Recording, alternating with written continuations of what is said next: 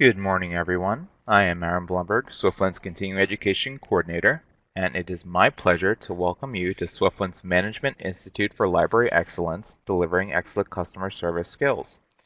We have a wonderful learning opportunity ready for you this morning with Claudia Monte. Claudia Monte founded CAM Consulting Group, LLC, as a full-service HR and management consulting and training firm in 1993 to assist organizations and their most important asset, people, achieve success. Since then, she has been privileged to deliver professional development programs to clients across the country in the library, legal, nonprofit, public, and private sectors. Claudia specializes in coaching individuals to strengthen their emotional intelligence in the various facets of their personal and professional lives. Prior to starting her firm, she held management, sales, training, and marketing positions with three major corporations.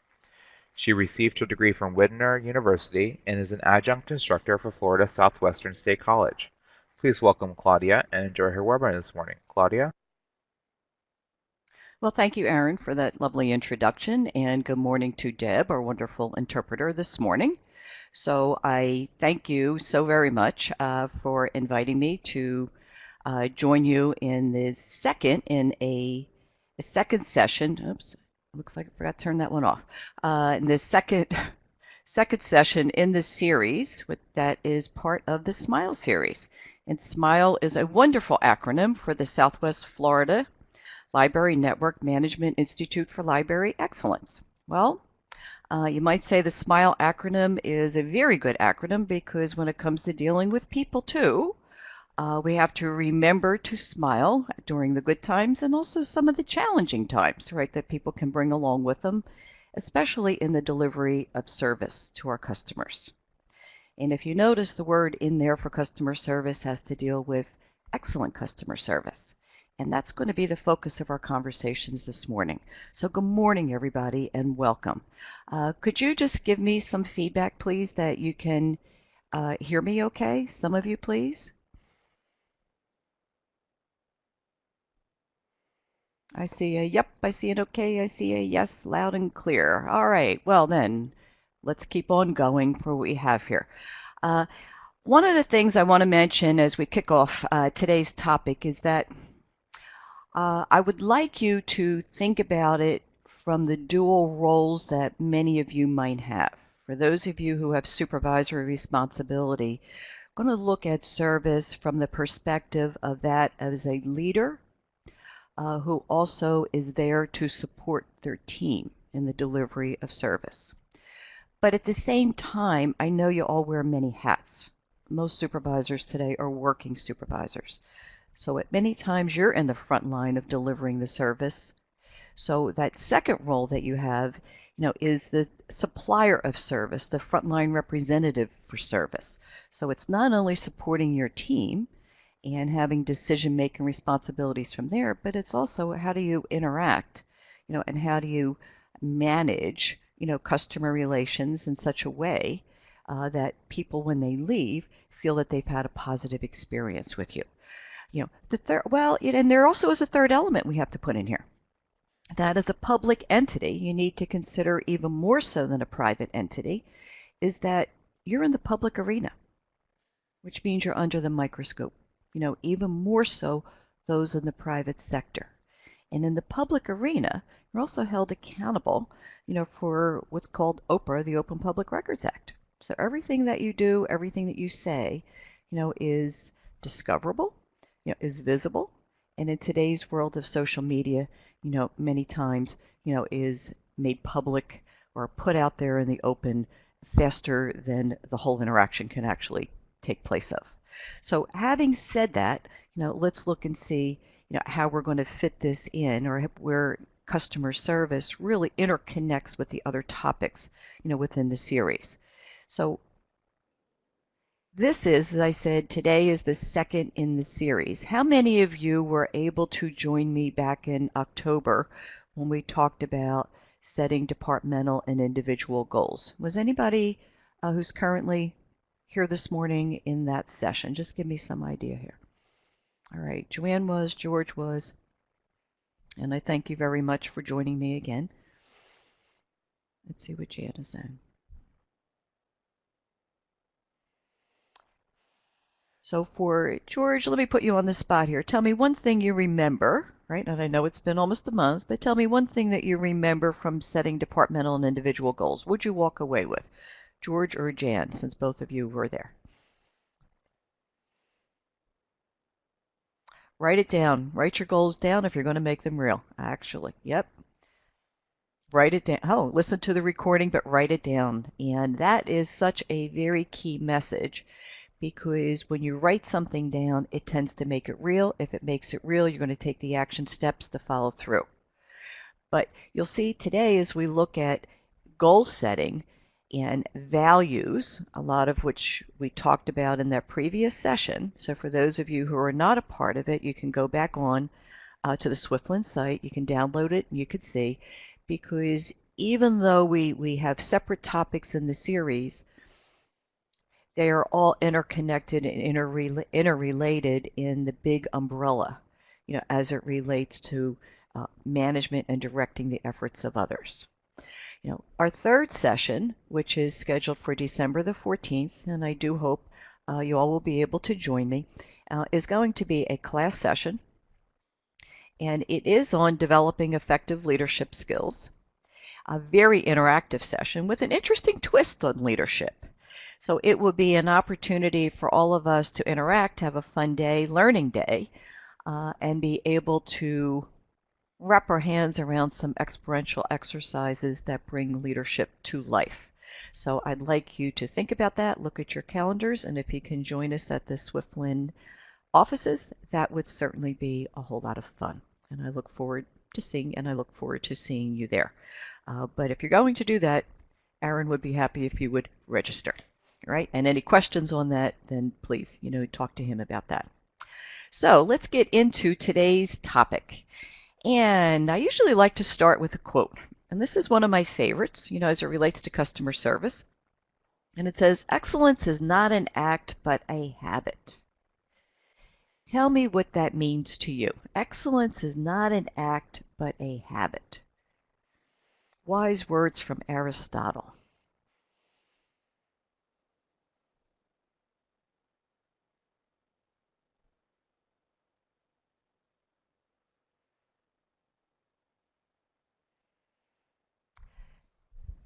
Nice, Rebecca. You have to develop it. It isn't a one-time deal. Have to practice it over and over again. You need to feel it. If you feel it, you live it. And if you live it, it becomes alive. Something you strive for. It's not just something you do once. So you're all getting the idea here is that it isn't a one-time deal. If we are going to create a culture around excellence, it's going to be a part of everything that we do. It's not just something we say, it's something we're going to live. And that is why, as it relates to customer service, as you are setting your goals, this is where the previous session ties right in here. Service, as from the perspective of creating a positive customer-focused experiences, becomes your goal in support of your mission, in support of the vision and strategic vision of the library. Just think about it. Isn't this why you're there? So when you tie back and see what your purpose is, it isn't just to provide customer service, but it is to provide service that creates a positive experience for everybody that walks in the door. So it isn't only good enough to have the goal, but you also want to really know why it is a goal. So what the benefits of that are going to be. So step back for a moment and tell me, what are the benefits that you see from creating positive experiences for your customers, for everybody that walks in that door? What are the benefits of doing that?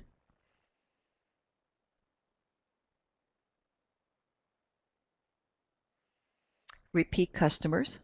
Oh, a better work day for you. Yeah, isn't it fun when you have a healthy atmosphere, right? It's fun for not only everybody inside, but for everybody who comes in. If patrons return and they are happy about the way that they were treated, what do they then do?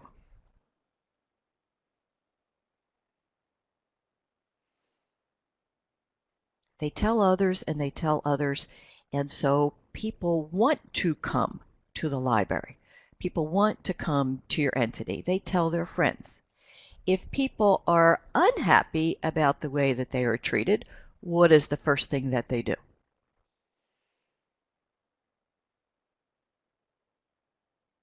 Here we go back again. They tell others, they tell others, they tell others, and but they certainly don't tell others nicely. They don't tell others to invite them to come back. If more than anything, they share a negative experience more quickly than a positive experience. So from a leadership perspective, or from a frontline perspective, you know, you really need to think about if this is our goal, we see the benefits of the goal, then what's our strategy? And that's what we're going to focus on today. How do we create those positive experiences, for all of our patrons, for all of our customers, really for everybody, right? That tends to come in for a visit, right? In the hopes of getting them to stay, to enjoy, to return, and more than anything, learn about all the services and everything that you do have to offer. So, having said that, let's look at those influences on service. Bottom or foundation to everything that we talk about is communication. And how we communicate begins to drive all of the other elements of the pyramid that you see on the slide in front of you. And many times when you hear or you participate in a session on customer service, the emphasis is on all of those who walk in. So it's the external world who comes in to visit. I want you to step back a little bit and consider it from a different perspective. Because key to everything working really, really well is the relationship between the internal suppliers and our internal customers. There is where service really begins. And an understanding of who our internal customers are is critical to driving everything that goes out externally. So who are, within your libraries, who are your internal customers? Who are the internal customers that you have? Okay, it's other staff, Jamie. Other staff, other branches, absolutely.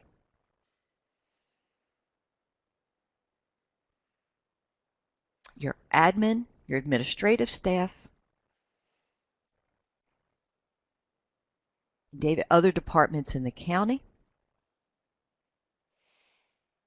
When you have an awareness, that everybody that you interact with internally, and internally can be in your umbrella, like your other departments throughout the county, all of the, if you're part of a county system, all of the other entities who come in, your suppliers, think about those internally, who feed information to one another. So at various times, you share the role of supplier or customer to one another internally in the organization. Right? However, as I look at this list here, don't forget, do many of you have a board for your libraries? Do you have a friends of the library? They are also part of this internal supplier, internal customer relationship that you have here. Now, let's look at the challenge that comes into that. Here's communication. And I'll give you an example. All right, this is a real life example. Let's say you have two individuals who work together. And for whatever reason, communication breaks down between them. Somebody gets mad at somebody, and who knows why. Welcome to life in any entity. And they stop talking to one another. What does that create within a team? It Because don't forget, your internal suppliers, internal customers, you need to pull together as a team if you're ever going to deliver excellent service outside. It creates some tension. It creates some failure in communication. It creates some friction. Now, and when that occurs, and let's say they are working together, they need to share info, and it becomes an environment where it is uncomfortable for others. Do they tend to back up each other or support each other or share that information when they are mad or not speaking, as it may relate to a question, information that somebody might have who walks in and asks for that from one of the individuals? No. As a result, who is the person or persons who get affected by this internal breakdown in communication? Everyone. So it's not, and the customers, it ripples out to everyone. So whatever is happening internally, communication breaks down internally, it has a direct effect upon the quality of the service that's delivered. It has a direct effect upon the satisfaction of your external customers, which has a residual effect upon the success of your organization. Because if people don't feel that they are treated fairly or professionally, they don't want to come back. And as we said, the first thing they do is they will go tell somebody else. And you need people to walk into your library in order to achieve, meet the goals of the organization. And so that second level in there, that internal relationship, in my opinion, is always the most critical one and the one that deserves an awful lot of attention, in order to be able to meet your goal of delivering service, and not just delivering service, but delivering consistent, excellent service, to your public, to your patrons, to your customers. Just tell me, are you in agreement with where I feel that there is such emphasis, on that the internal relationships working? Agree, agree, agree. Yes. So having said that now, what are some of the challenges you face? All right, just give me a couple of keywords. What are some of the challenges you face, in the delivery of service?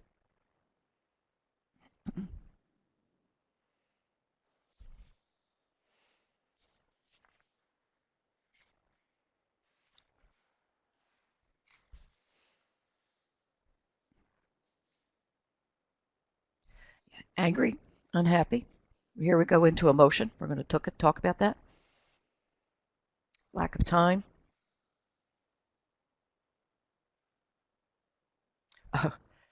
Those who have a difficult time with hearing, and those who have all the time on their hand and just want to talk.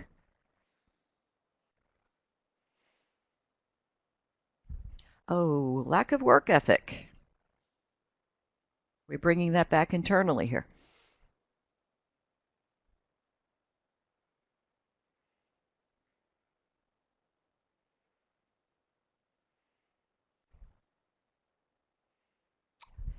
Supplies to do the job. Major challenge in a lot of delivery, in meeting expectations is just about every organization, and I have to tell you, yours in particular, from what I could see in my travels, and I've been working with the libraries, as a part of our client base for over 15 years. And inevitably, you never have enough time, money, or people, all right, to do what it is that you need to do. However, you still need to do it. So the challenge is, how do we do it a little bit creatively and still end up with satisfied customers? Very, very hard.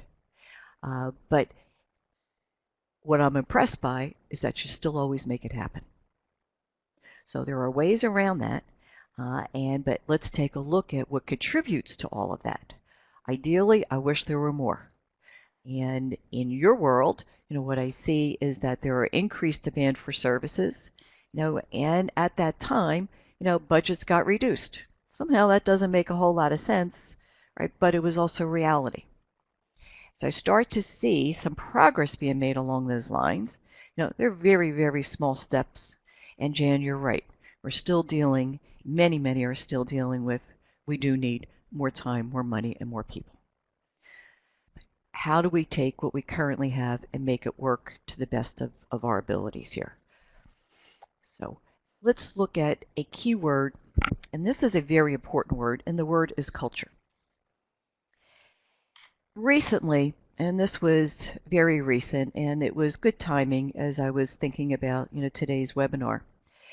There was a very interesting article about, you know, Ritz-Carlton and their level of service. They are located down here near me. I'm in Bonita, close to Naples. And they had presented a whole seminar, about their culture. And that was the key word, right, that went through it all.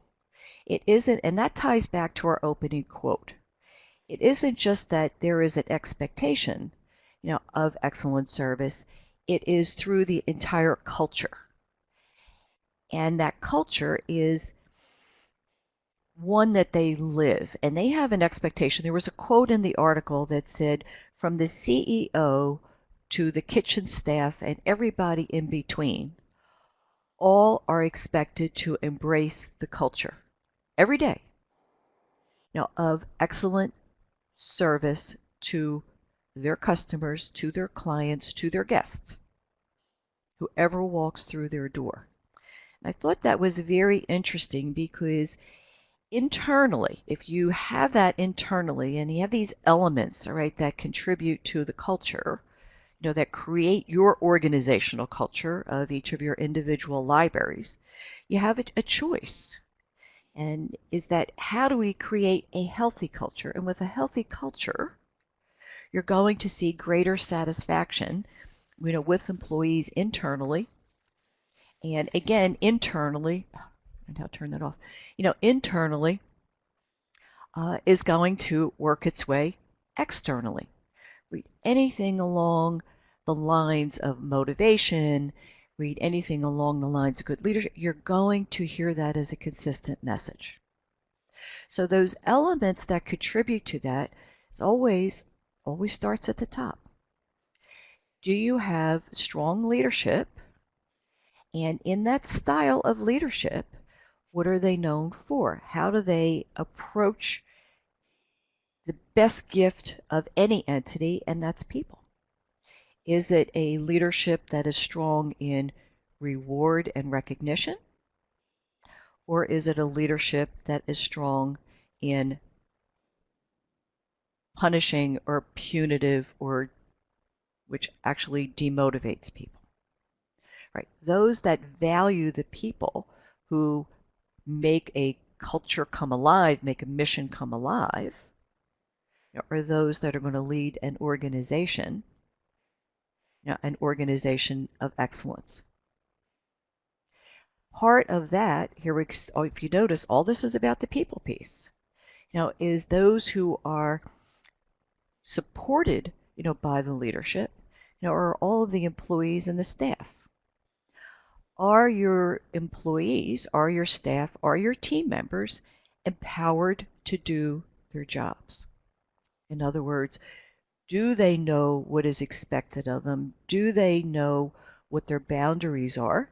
Do they know their decision-making abilities, right, when they are faced with answering questions, sharing policies, knowing what the procedures are?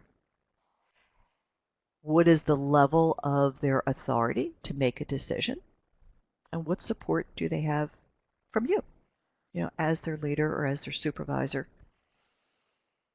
And so internally, if you have all of that and people feel motivated and want to come to work, do you see how internally it's very healthy?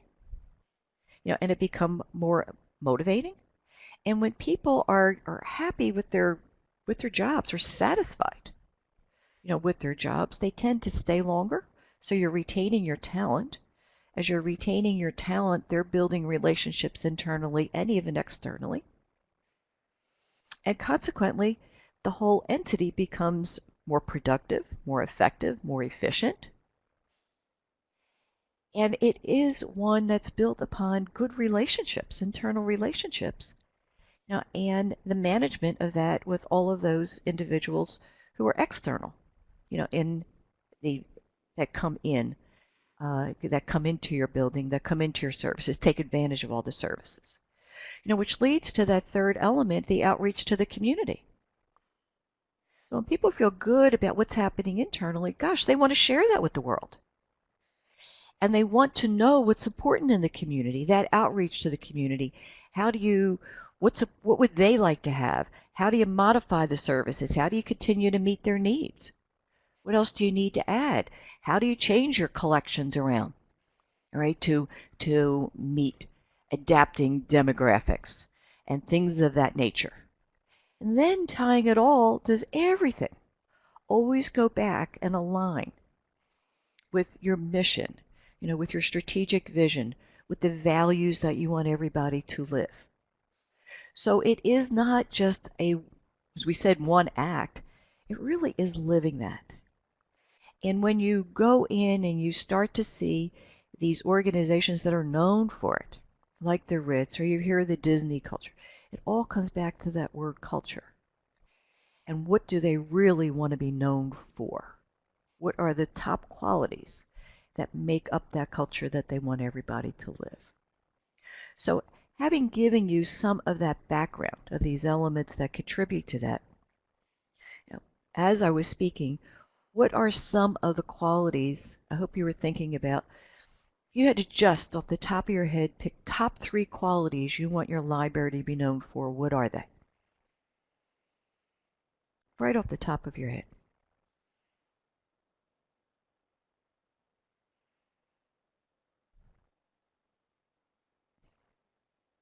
Be available. Be available to the community. Able to provide for all, that you know what it is that you're doing. That there is the knowledge, the credibility of the information that you give to them.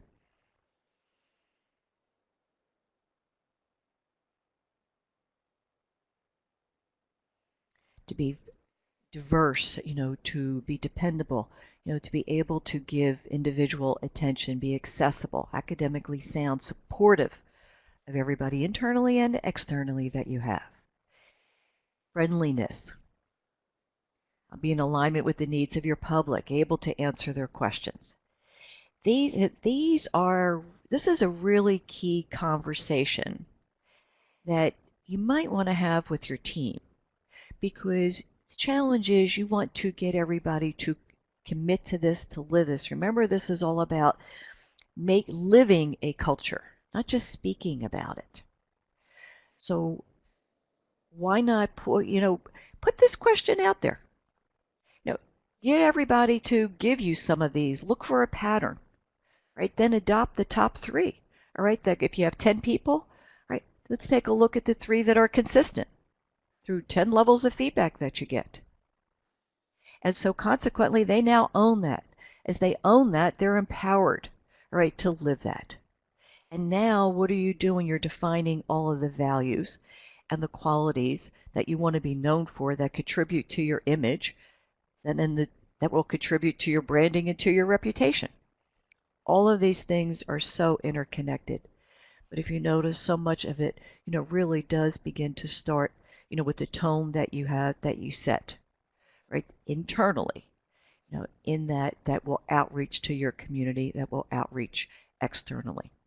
People want to walk in a door and feel welcome from the minute that they walk in.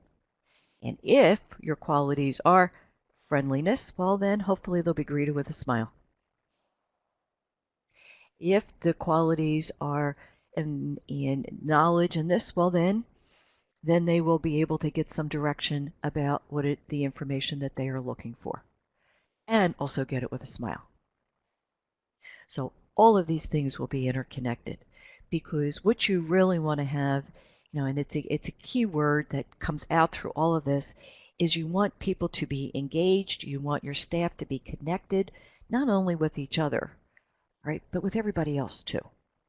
And that's with the communities that you serve.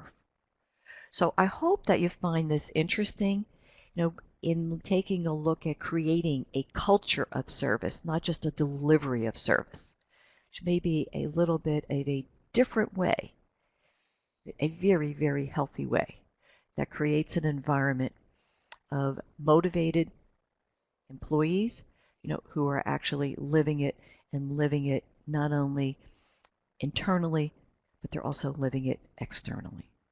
So as we look at engaging with others from a positive perspective, this again is one of my favorite quotes because attitude is a choice, but it creates an environment, and enthusiasm is contagious. It's difficult to remain neutral or indifferent in the presence of a positive thinker. So when you go back to the previous slide and you tie it in with this one here, right? When you have people who are positively engaged, you know, it has just a residual effect throughout the entire entity. And from your perspective, remember I said there's a dual role here from that leadership role. The way that you can contribute to that is to make sure everybody, all those on your team, know what is going on. Here's communication. They know what the policies are. They know what the procedures are. They know how they are empowered, to make decisions, to what level the boundaries are for them before they may need to turn over a situation to you. Be consistent and fair. I must tell you, in the travels that I have across all the libraries, that is something that comes up on a regular basis.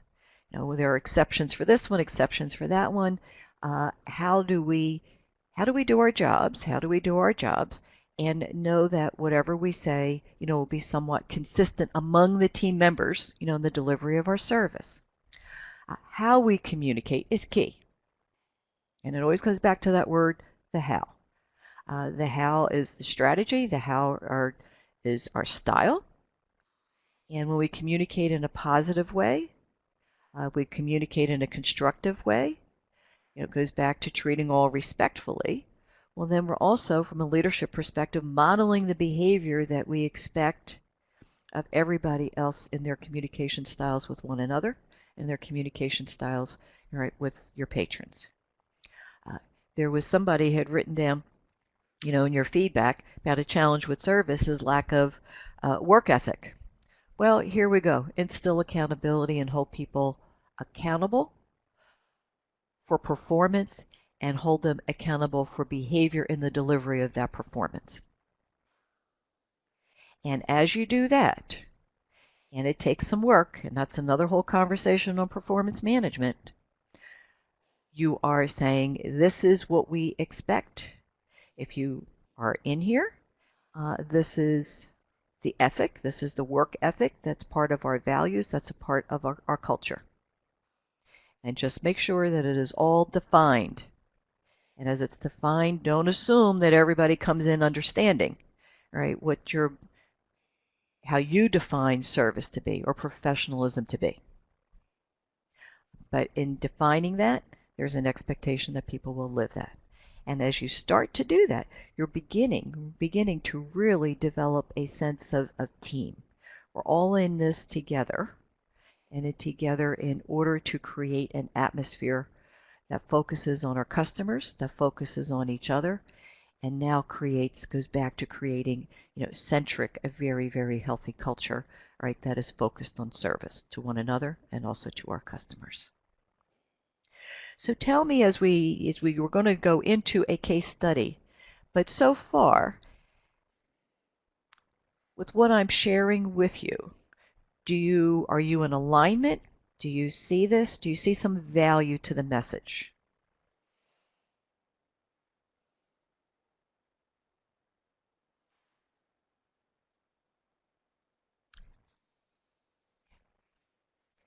Good. Well, I'm glad that we're on track here, with this, because now, already using a lot of what is being said, that's a good thing. And sometimes it is, I look at this And in your participation, it's time to step back. It really gives us an opportunity many times to just step back quietly and assess. If what we're doing is in alignment, well, then that's good. Let's maintain the status quo. If not, then sometimes we need to step back and say, how do we fine tune it? Because it is, especially when it relates to service, it's a process of continual improvement. And that was the other message that came out of the article about the Ritz-Carlton. It is always under continual assessment, improvement. How do we take what we're doing that is already very good and continually make it better? Because when you step back and start to relax a bit, right, you might lose sight of that level of excellence, right, that you continually want to foster with everybody. Because, don't forget, in the midst of all this, it always comes down to people, and people are the delivery of it. So we can say this is all good and great, right? But now let's bring in the human element. And that's why I say always remember the smile piece, because people sometimes can be the biggest gift and also the biggest challenge. So let's look at two of these case studies here. Let's start with the first one. This is very similar to the real life one. You have two individuals who disagree about the way a customer matter was handled. Challenges, they now start to argue and others can see them and hear them. Oh my. What's the issue here? What problems does this scenario present?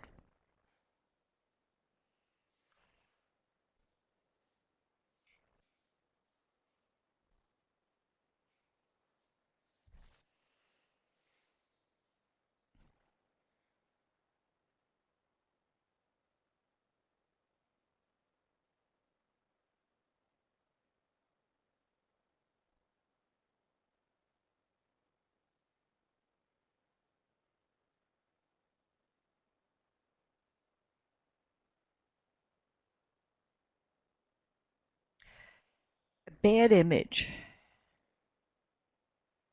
You're right, George. It really does give a bad image. Let's see a couple more on this. Customers think that the staff doesn't know. See how internal works its way external. All keeps coming back to the bad image of the library. Now it's confusing. You're right, Jamie. It becomes very confusing to the patrons, and it does create a very uncomfortable atmosphere.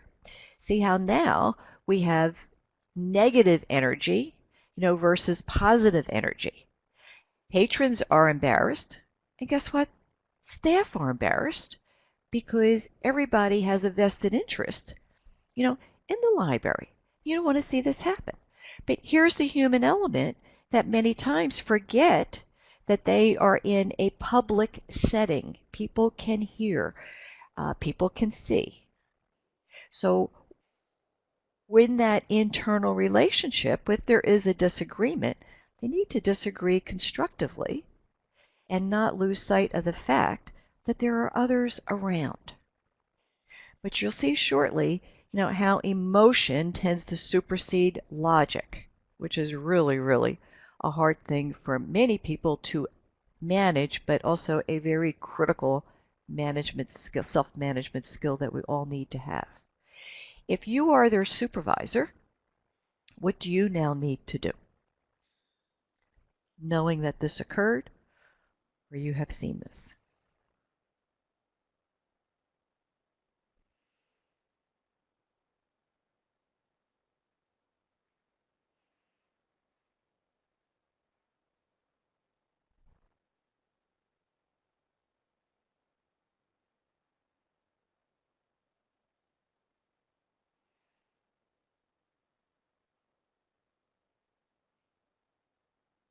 Yes, Jan, give them some feedback on the correct way to handle a disagreement. Discuss this situation with each person. Make it clear the public area is not where we disagree. Good point.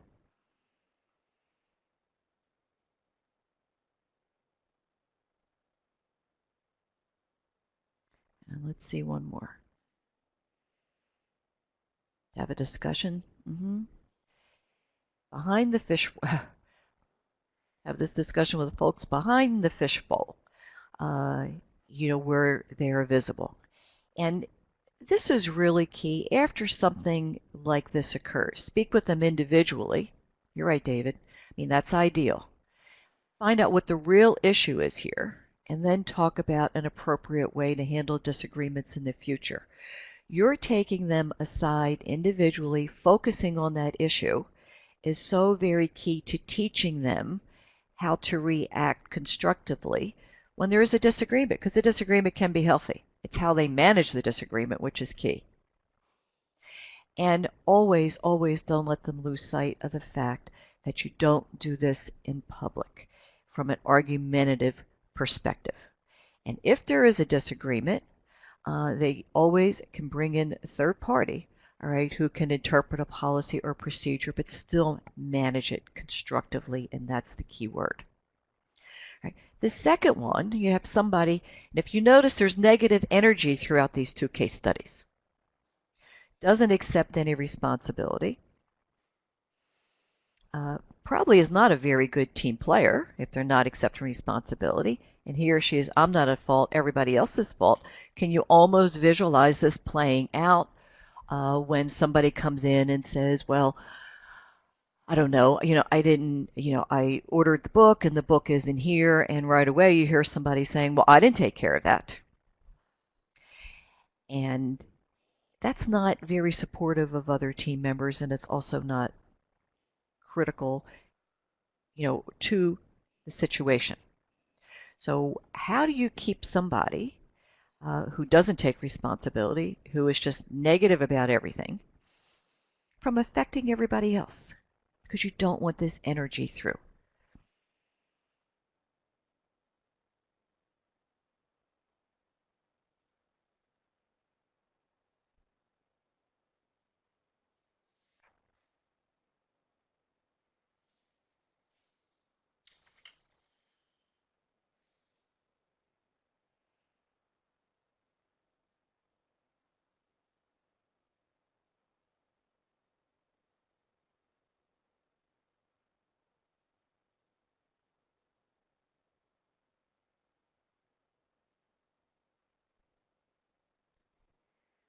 Negativity is toxic, and it spreads. Sad to say, it spreads faster than positive at times.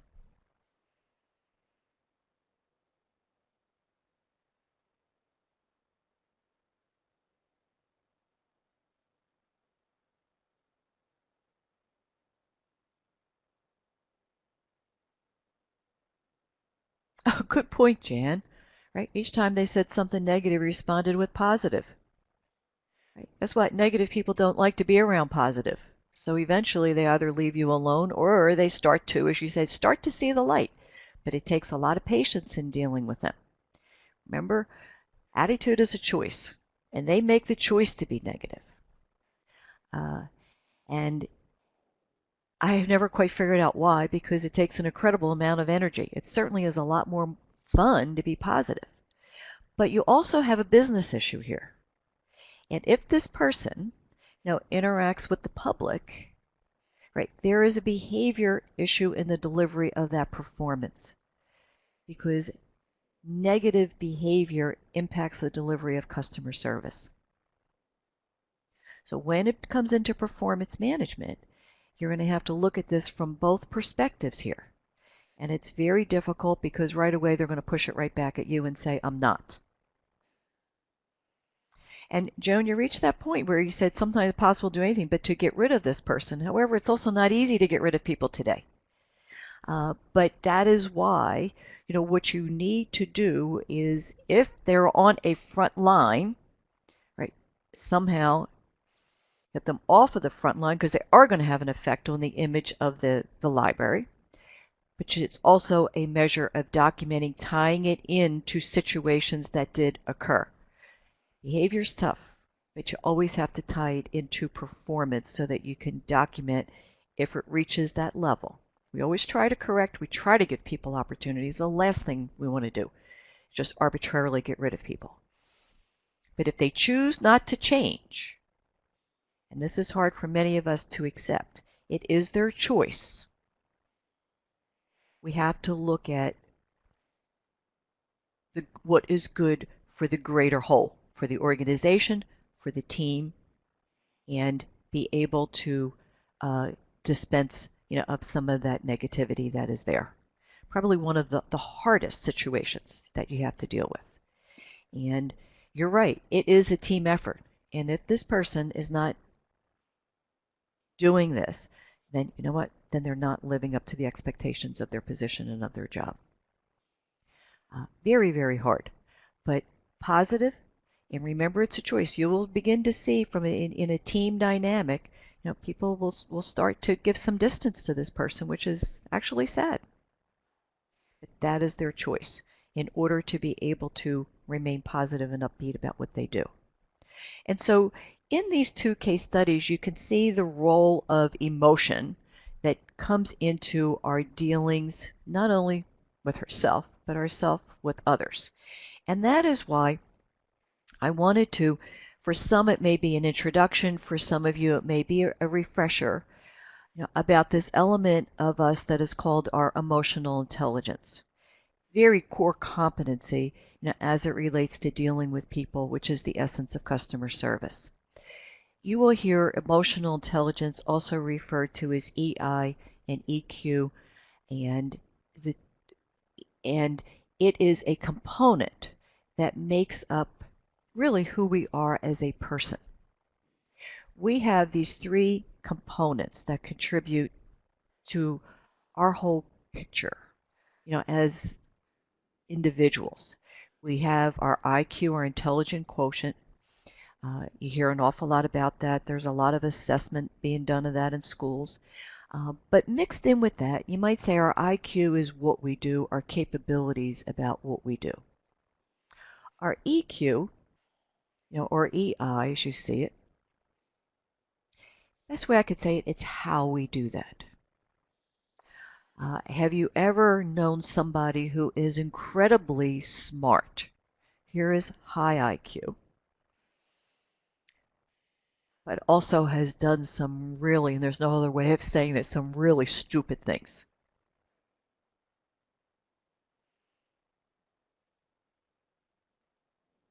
Oh, here we go. That's a good one, Jan. We'll never tell her, okay? But you know what? We're all in there. That tends to happen. Is that even though we may be have incredibly high IQ, emotion supersedes our logic, and next thing you know, words come out that should not have come out, actions occur that should not have happened because emotion superseded our logic. The third element that comes into play is our personalities. There are those who are very quiet, there are those who have very strong personalities, and then there are those who are somewhere in the middle. But all of these components here, contribute to the way that we feel about ourselves and also the way that we interact with others. Because from the perspective, of our competencies, emotional intelligence is two levels. One is our personal competencies. Everything, no matter what, always starts from within. And how we feel about ourselves, there's self-awareness, goes a long way to the confidence level that we have in dealing with others.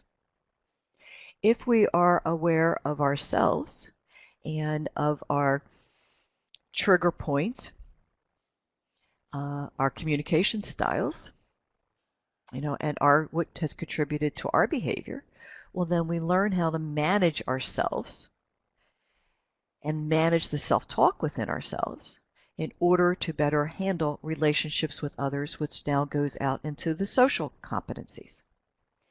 If we are aware of others and what's important to them, remember we said service is meeting the needs of our customers, well, then we are good at listening, empathizing, sharing feedback in a constructive way, all of which ties into building very good relationships with others. And that's our goal, because the stronger relationships are with others, the better they return, the healthier it is, and quite frankly, the more fun that it is. And it's a positive energy versus a negative energy that we have. But in the midst of all this, we still come back to the fact of the human element, which we're all a part of. And in understanding, how our emotions could supersede logic, you need to take a look at the picture, right there at the top of the screen, as it relates to our brain, because quite frankly, physiologically, we are wired to react emotionally versus being wired, right, to react logically first. And there is a large space from when feelings and emotion enter at the base of our spine and travel through the limbic system in our brain before it ever hits the front of our brain where the cognitive and reasoning elements reside. Well, if you notice in the middle, we have a filtering mechanism that does exist. Challenge is we need to activate it so that our emotions are not hijacked. If you go back to that first case study, two people had a disagreement and the disagreement turned into an argument. As soon as it turned into an argument, their emotions began to get hijacked, and now they lost sight of where they were, what the real issue is, who else was present. And it can happen very quickly because they did not step back, let the filtering mechanism kick in, take a breath, and say, what is the right way to handle this situation and what alternatives do we have in order to come to a resolution? So emotional intelligence, and the competencies of that are very, very critical to the success of our our abilities, to communicate well, to interact with people well, to manage the dynamics, of our own emotions while we're managing the dynamics of others. So personally, I feel there needs to be more conversation around this, and less conversation, or you might say a balanced conversation about the influence of IQ, but the influence of EQ as it relates to our development as individuals.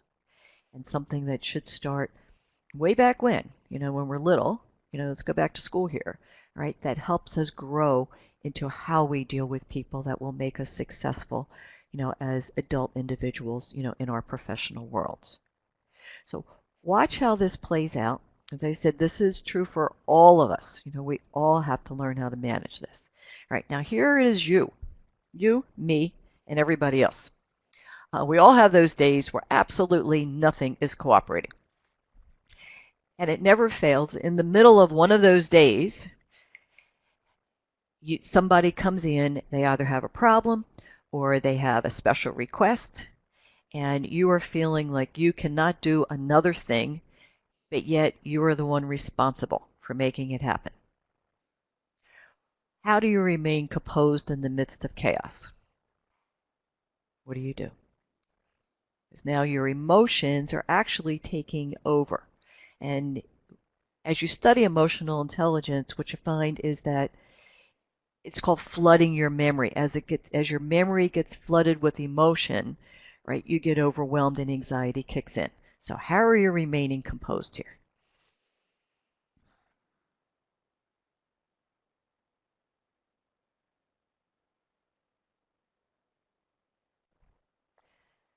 Take a short break.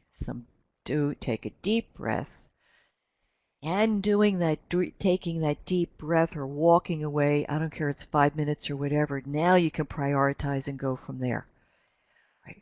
Joan, good point. Do not speak, because if you speak, in the midst of all of that, what comes out may not be what you really want to come out at that point. And David, you're getting up. Yeah, good idea. Close the door first before you do some jumping jacks. And Donna is saying refocus. Focus on helping someone else. Focus, take that breath. I have to tell you, little things that you can do. Sometimes you may not be in the position where you can do the jumping jacks like you really would like to, or walk out for an hour or so, but just momentarily, because your goal is to get that flood in your brain, that overwhelming flood in your brain to recede. And when you step back and just take a couple of slow, deep breaths, it's bringing fresh oxygen into your body. And as it's doing that, it is getting the filtering mechanism to kick in. The flood is starting to recede. The cognitive element of your brain actually gets larger so that now you can refocus, prioritize, and think, what do I do first, second, third? And when it is time to respond, what comes out is more constructively than it would be if it was a reaction, right, to the situation.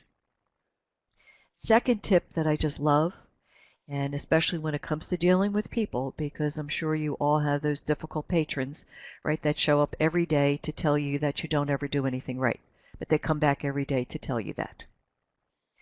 When you anticipate or you see somebody or you go into a meeting and you know it's going to be difficult or somebody walks into your office, to realize your body then begins to react in anticipation of the interaction. Always travel, always have handy somewhere a bottle of water, something that you drink, that's legal to the situation where you are at that moment. And when, instead of reacting to them, step back, take that drink. Because while you are drinking, what can't you do?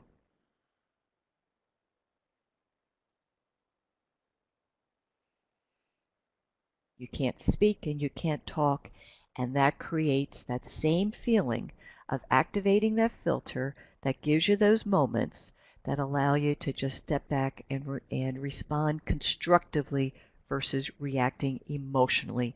And there is a world of difference between those two elements here. So I hope that you begin to see the influence of our emotions on behavior, which again influence the outcome, of a conversation, of an interaction, that all falls under that umbrella, of service. So fascinating topic. And I truly believe, our emotional intelligence and the development of it, contributes to our professional success. We tend to remember how we're treated. And if there is a problem, how did somebody solve the problem? They may not necessarily know all the answers. Here's IQ. But it's how they directed or redirected us to find that information, is what we tend to remember. But don't forget too, you all have very tough jobs. If you have supervisory roles, you're torn in a lot of different ways. Remember what I said? Many times you step in and you become the front line. You're on the front line. You're all over the place. Be good to yourself too, and whenever you can, step back, take a deep breath, reprioritize. Say, if I can't do it all, what are the top 3 things that absolutely have to get done before I leave?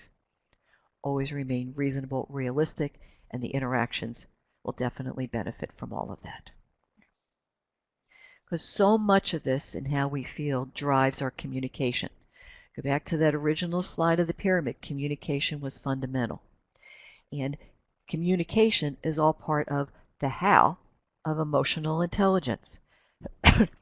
So how we respond in our words, here's our verbal communication, is going to be very key to how somebody receives them and their response to how they feel they were treated. Always from a word choice perspective, think about what you can do versus what you can't do. I can give you the books tomorrow versus, oh, I can't give them to you today. See the difference in tone right away. Oh, I don't know the answer to that versus Joan is the one who can give you that info.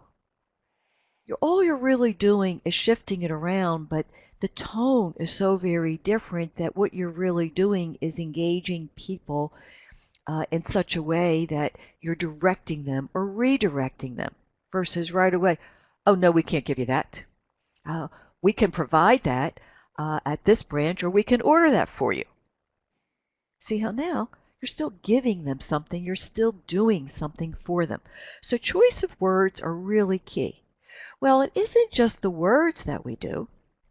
We have that nonverbal body language, which is really very, very strong. Studies will tell you on information or the way that we share information. People remember 10% of all that you say from what you actually say. In other words, the delivery of the knowledge. Right?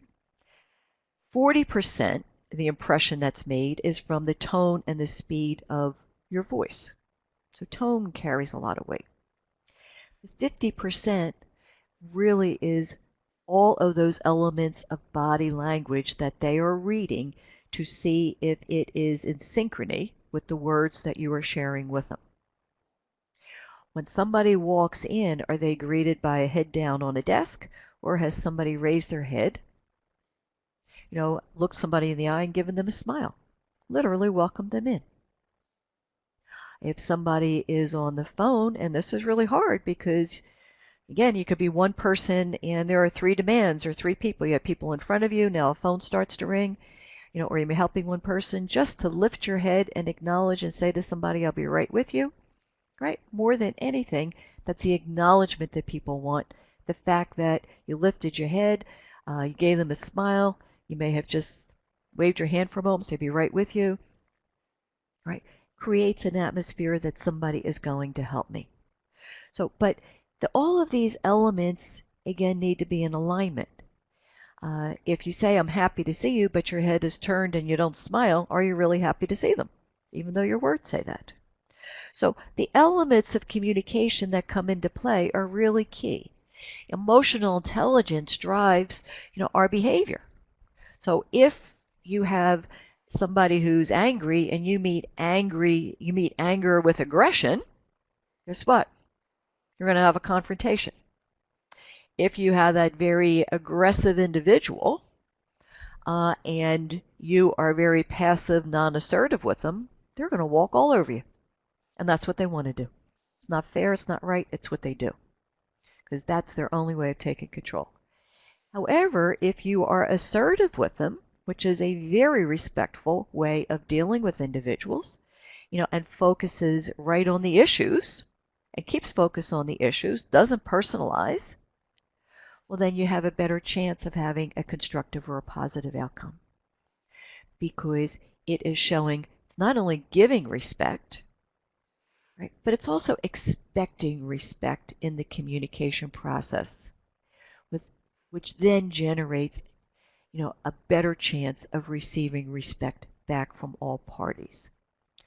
And so when you put respect as fundamental, and it carries through not only in your words, but in your body language, you have a better way, of creating great dynamics or great interaction, in the relationships, in the management of the relationships with individuals, starting within yourself, with your own confidence level in communication, all right, that then works its way outside into constructive communication and constructive conversation, with others, regardless of the personality, right, that they tend to bring along with them.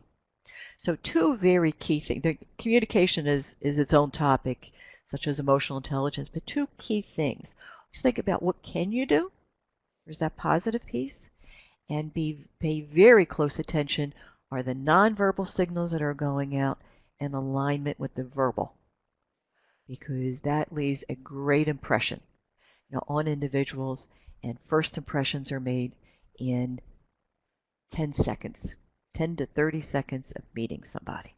So it is key. What's it look like? What do people look like when they walk in?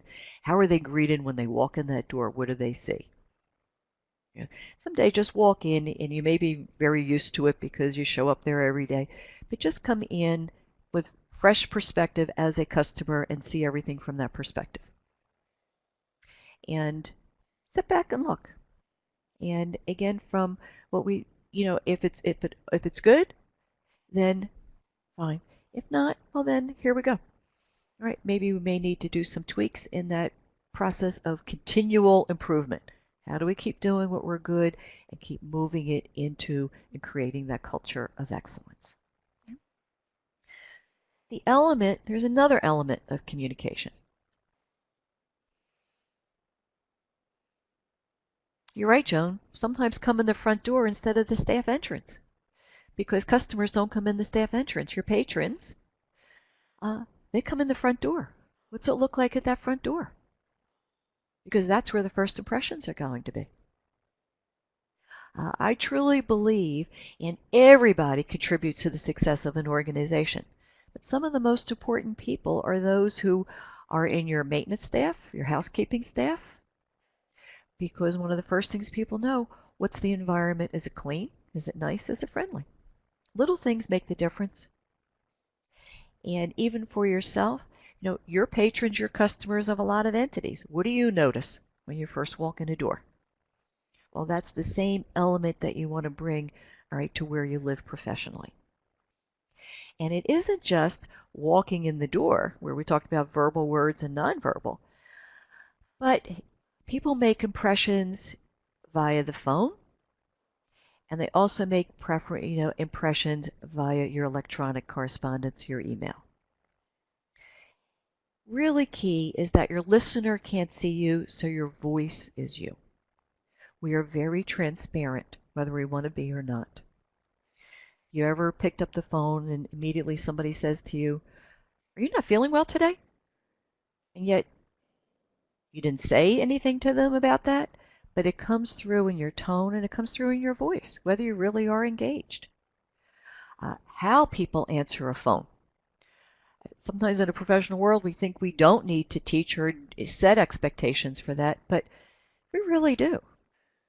And what is your professional greeting that's consistent? Here's consistent for all of the departments who answer the phone for your library. Most people, and this is a suggestion here, I always want to know who I'm talking to or what department I am. Did I connect with the right area? I've had people talk to me, and in the middle of talking, I'll say, "But what is your name?" Because I will have introduced myself. I like to know who I'm talking to.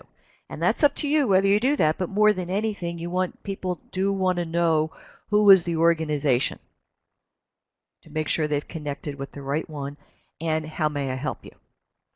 Right? The second, as it relates to email, and this is a message that I really preach, that email is business correspondence, and email also has a tone. Anything in writing has a tone to it also.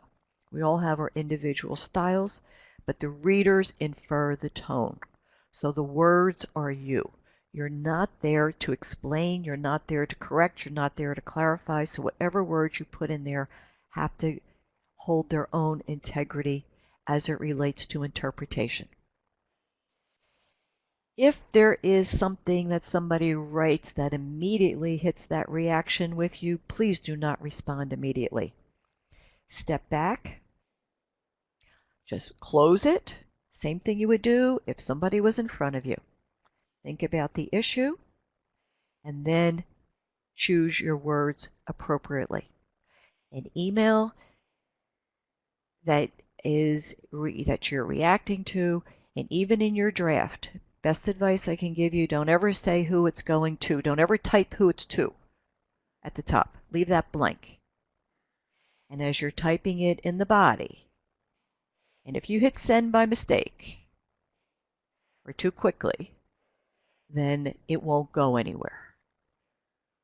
But the best advice is never respond while you are angry.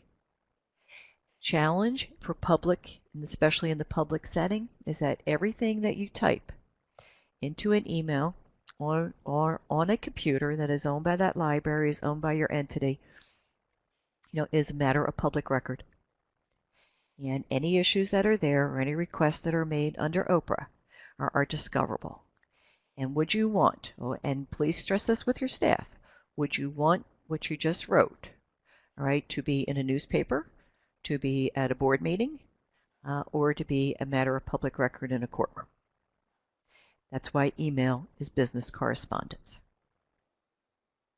So from an etiquette perspective, it is not only etiquette face-to-face, but there also needs to be a culture of etiquette that goes through all of our communications, whether it's telephone, email, social media, etc. Right? Our tools of communication are expanding, but we need to be able to manage all of those. And so I share that with you, because that whole element of communication kind of comes together because the how we do it goes into relationship management. And whether we're listening to somebody on the phone, interacting with them there, or face to face, you know, we need to get information from them so we can help them. And this is where the various styles of communication come into play, various styles of questioning come into play. If you want information from people and you want to draw it out, well, then you use open questions. Who, what, when, where, why, and how. They invite an answer. When you have, I think one of the challenges of service I remember was the chatty person. And even though you would love to chat, but you have 5 other people to take care of, that's when you refer to closed questions. Do you need anything else? Guess what? Yes or no. Is this sufficient? Yes or no. Versus what else would you like to learn? See the difference in tone. So that manages the flow of information. But if they respond, well, then you really have to listen to what they have to say, which means you focus on them, even though there will be a lot of distractions. Listening is very hard. Feedback, which is clarifying to make sure that what you heard is what they actually meant. And filtering goes back to emotional intelligence because what they say may start to generate a reaction. The minute you react, guess what? You stop listening because now emotion, is interfering with the cognitive part of your brain. And you need to tamper that back down so you hear the entire comment and you hear the response so that this way, all right, you can respond accordingly, in a very professional way. So in a very short summary, those are very key elements as it relates to communication, under our umbrella today, of interacting with our customers, and interacting with our customers in a very professional way. So I wanted, as we're looking at our time here, all right, we looked at a couple scenarios with internal. All right, let's just take a look at 2 of these in dealing with people externally, because internal drives external relationships. How about this? The first case study here. You have a patron, wants to check out a large number of books, forgotten her library card. Because of that, only 2 items can be checked out with an ID. She doesn't want to be limited. How are you going to handle this situation?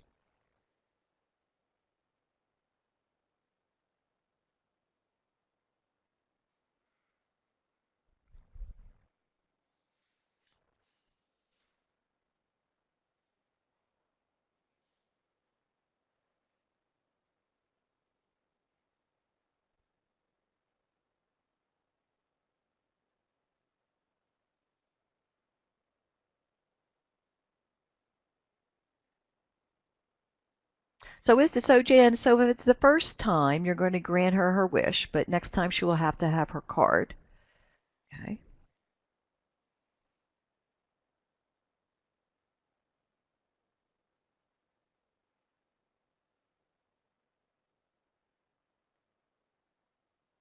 Yeah. Okay, David, you're saying the same thing.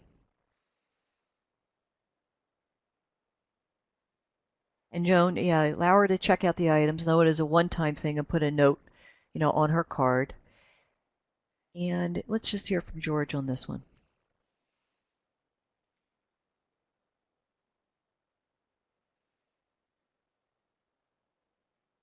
Okay, you're going right along with that one.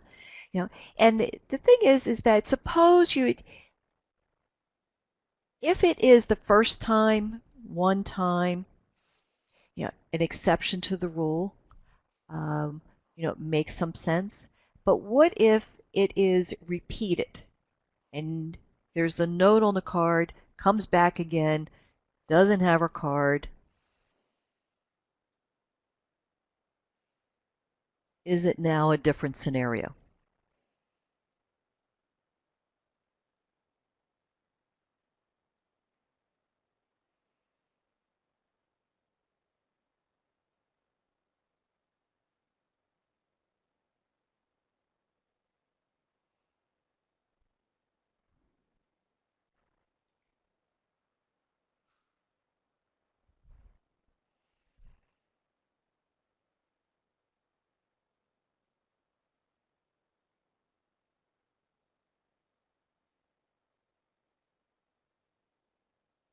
So Joan, you're one time, and everybody's look.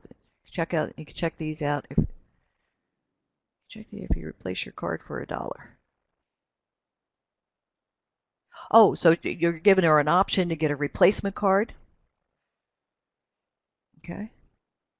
Yes, you are. All right, you have that option to do that. Good call. But what you just did, if we think about it, what can you do versus what can't you do?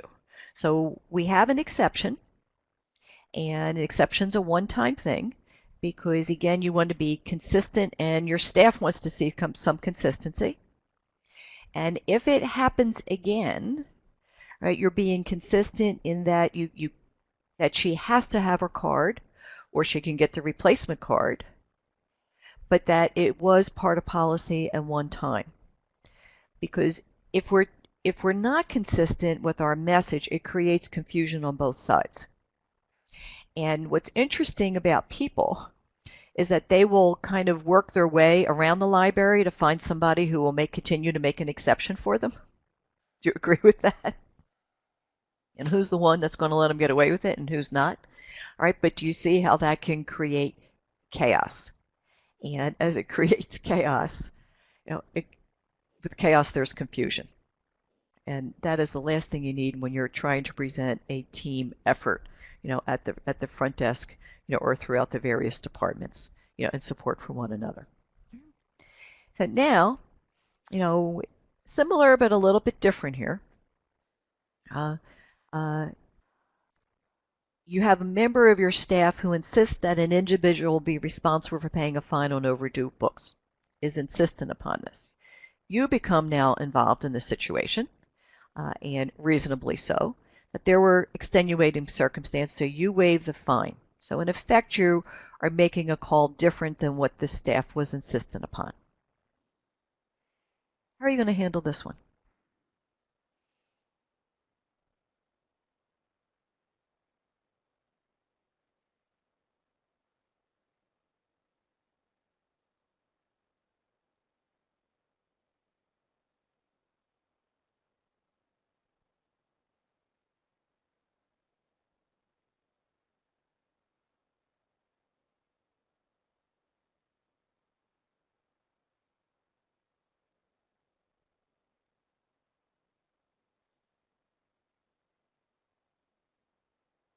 After further review, take into consideration, explain to staff the reason you did this. That is so very key. And Donna, let's see. Donna and George, let's see. Staff was in fact correct, but I would waive with comments on the account. Again, a one-time exception. So you're not undermining the staff. Jan's agreeing with Joanne here in explaining that is the normal policy. And then you're telling the staff member that you want to be able to talk to the patron. And then, but what's key that you're all saying at the end is give the staff member, the team member, well, that's okay, Donna, we all can't type well, especially when we're doing it quickly, but we get the message. That's what's important, is we're getting the message. Is that they understand the reason, why you overrode their decision. And that's critical for feedback and communication, because they may not have been privy, or that individual may not have even wanted to tell them about the extenuating circumstances that were there, but that you are all a member of the team. And I think the customer also needs to know that the staff member was right. That is a part of the policy, right? But again, you are making an exception. So whenever you need to deviate from the norm, right, your staff members, your team members, it's really important to explain the reasons for your decisions. But Joan, you're right, but the customer also understands that the staff is right in explaining that policy. But in extenuating circumstances, you have the authority to come in, all right, and weigh, what is the right way to handle that. But do you see through both of these, it all comes back to communication. It's communication not only externally, but communication internally so that everybody gets the total picture, as to what happened here. Because that's the essence of really seeing what the issue is, when it comes to problem resolution. And to sum up the way that we looked at these case studies, is that your goal is always to have conversation, not confrontation. And the way to go about that, is really to define the issue, really determine what the real issue is, in order to determine the approach that will generate the cooperation needed that can lead to a constructive outcome. And when you use this approach to solving problems or differences that are going to arise, I mean, it's a fact of life, you are actually filtering your own emotions and moving forward in the cognitive rational way of focusing on what the issue is, which is tying into your behavior, which then will be assertive behavior, that is going to drive behavior, is going to drive the outcome, all right, that's going to be more constructive. And it's not going to be argumentative, it's not going to be divisive. It really is going to be a way of managing. Remember, we said so much of it is self-management within ourselves and relationship management with others. And David raises a good point. He says the staff member consults with the supervisor away from the patron.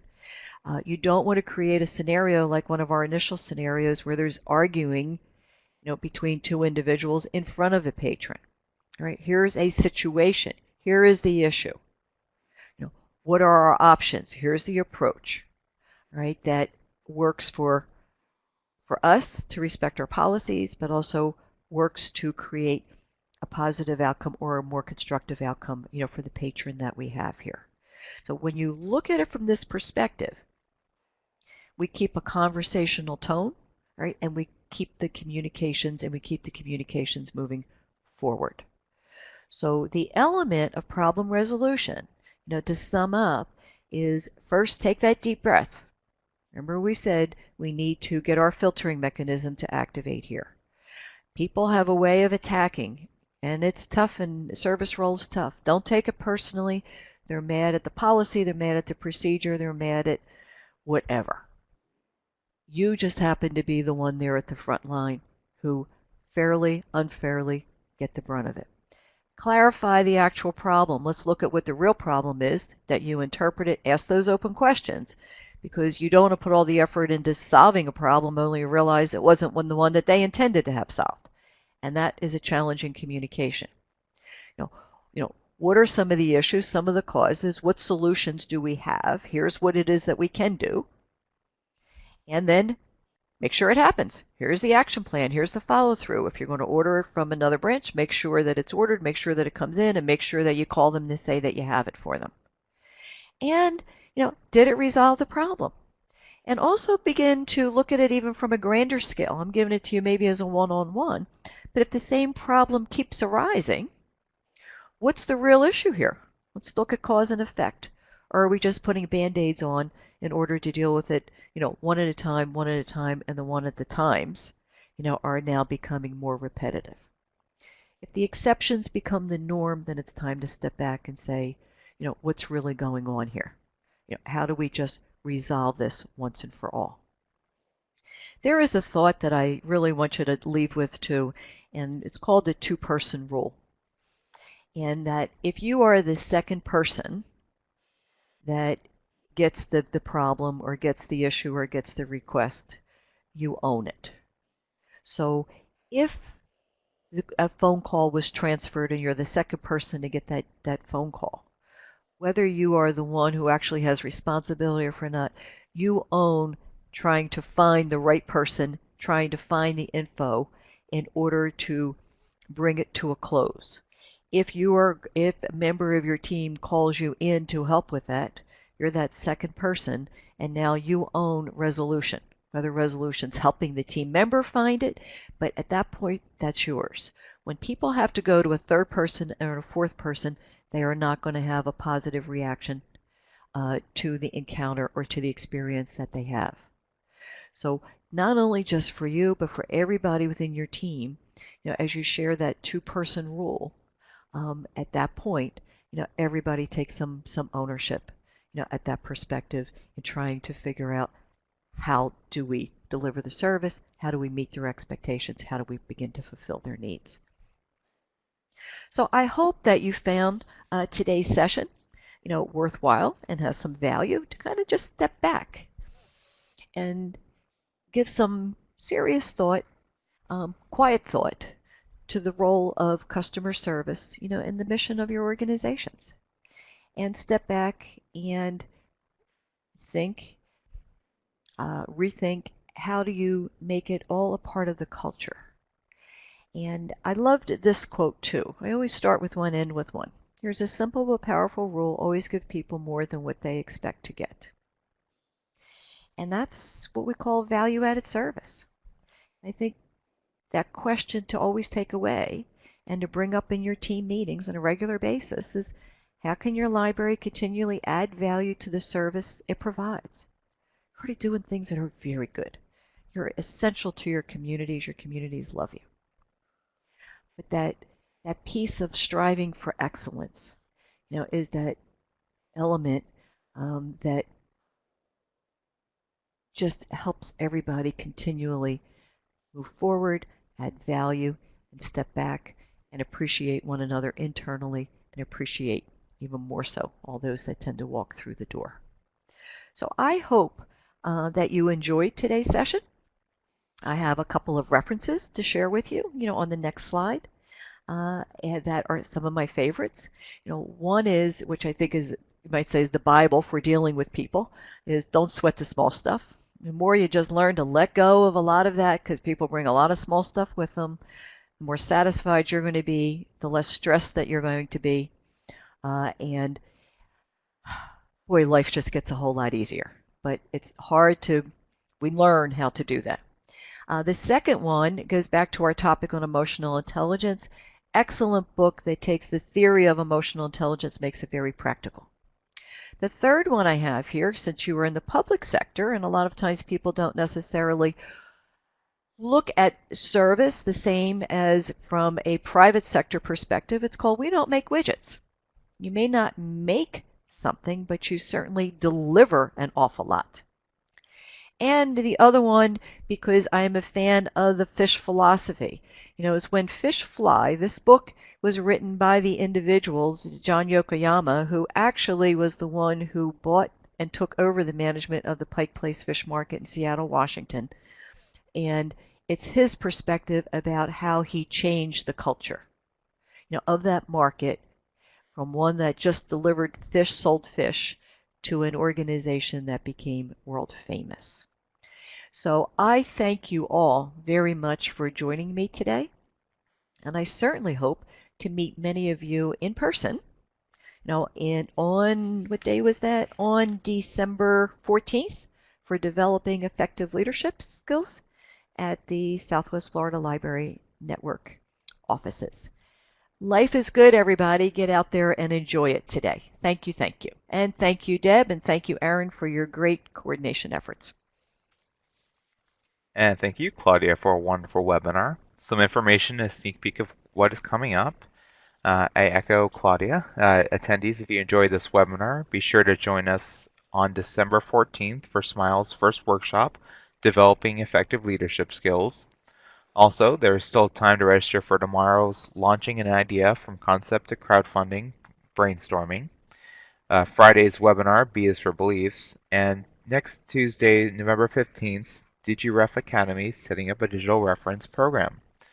We encourage you to look at the upcoming webinars and workshops in months ahead, and hope you're all able to join us for future training opportunities. As always, please feel free to keep checking the continuing education calendar on the Swiftland website, the Florida statewide training calendar, the Swiftland Facebook page, our Swiftland Twitter, or look for your message from the Florida Library listserv. Thank you and have a wonderful rest of your week.